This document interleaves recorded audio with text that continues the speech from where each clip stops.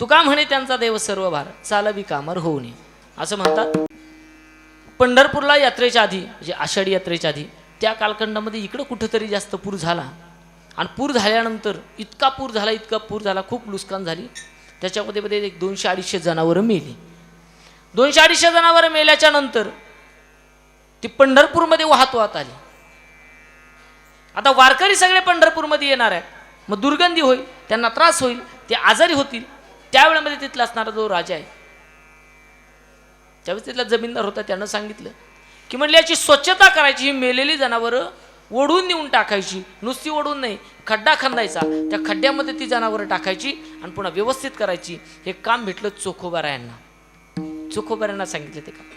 गावामध्ये काम करणार तोच व्यक्ती होती. चोखोबारायांना सांगितलं म्हणजे सगळी ही ढोर आहेत, ही सगळी जनावर आहेत, ती ओढून नेऊन पंढरपूरच्या खाली मोठा खड्डा आहे तिथं नेऊन टाकायची आणि सगळी स्वच्छता करायची. चोखोबारायांना सांगितलं ठीक आहे, जे तुम्ही सांगाल ते काम करील. चोखोबारानं काय केलं, त्या काळामध्ये दगडी गाडा असायचा, ती दगडी चाकं वगैरे असायची, त्याच्यावरती एक जनावर टाकायचं. जनावर टाकल्यानंतर ते ओढत न्यायचं. नेत असताना असे 2 पट्टे केले होते खांद्याला, ते 2 पट्टे केले, त्या गाड्याला बांधायचे. चोखोबारात नेत दिवसभरामध्ये चोखोबारानं 50 जनावरं नेऊन टाकली. जनावरं नेऊन टाकल्यानंतर खांदे लाल झाले, रक्तभंबाळ झाले. नंतर कमरेला बांधून ओढायला लागले, कंबर सुद्धा रक्तभंबाळ झाली. आता काय करायचं, जनावर तर न्यायचेत, अजून 150 जनावर राहिलेत, काय करावं. त्यावेळेस चोखोबारांची पत्नी आली, गरोदर विचार होती बिचारी माऊली. आल्यानंतर आपल्या पतीचे एवढे हाल पाहिले, खांदे रक्तभंबाळ झालेत, कंबर रक्तभंबाळ झाली, दोरी बांधून आपण काहीतरी सहकार्य केलं पाहिजे. ती माऊली ओढू लागलो. अशा परिस्थितीमध्ये ती माऊली ओढू लागली ती जनावर.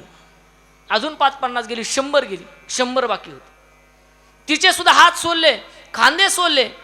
तिनं पुढचा विचार न करता आता कमरेला दोर बांधायचा विचार केला. गरोदर अवस्थेमध्ये होती, कमरेला दोर बांधायचा आणि जेवढी जनावरं ओढता येतील तेवढी घेऊन जायची.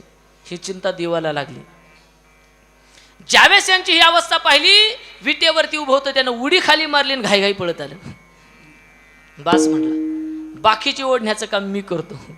स्वतः भगवंतानं सगळी जनावरं ओढू लागला.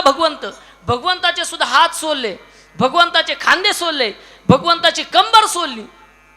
आणि दुसऱ्या दिवशी सकाळच्या वेळेमध्ये काकडा आरती सुरू झाली आणि सगळे भक्त मंडळी देवावरती अभिषेक करू लागले. मधेचा जस मध देवाच्या अंगावरती टाकली ना, देव थैथै नाचायला लागला. का लागलेला असेल त्याच्यावरती मध लागले का खूप आगाग होते.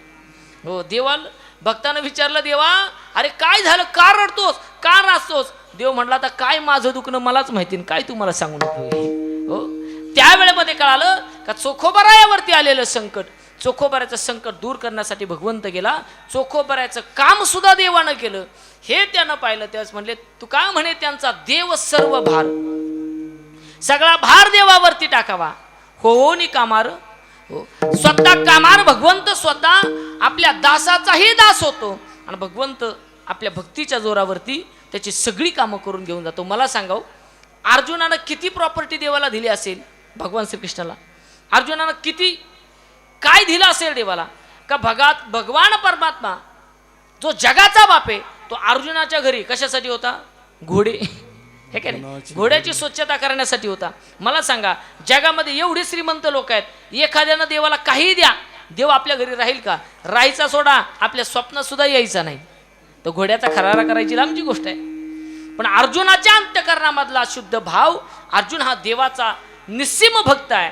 आणि ज्यावेळेस निस्सीम भक्तासाठी काहीही काम करण्याची जरी जरूरत लागली तरी भगवंत ते काम केल्याशिवाय, आपल्या भक्तीमध्ये भगवंत बांधलेला असतो आणि भगवंत ते काम केल्याशिवाय राहत नाही. म्हणून महाराज म्हणतात, तुका म्हणे त्यांचा देव सर्व भार चालवी कामार होवनिया अष्टमहासिद्धी ओळंगती द्वारी नवजाता दुरी दवडिता ज्ञानेश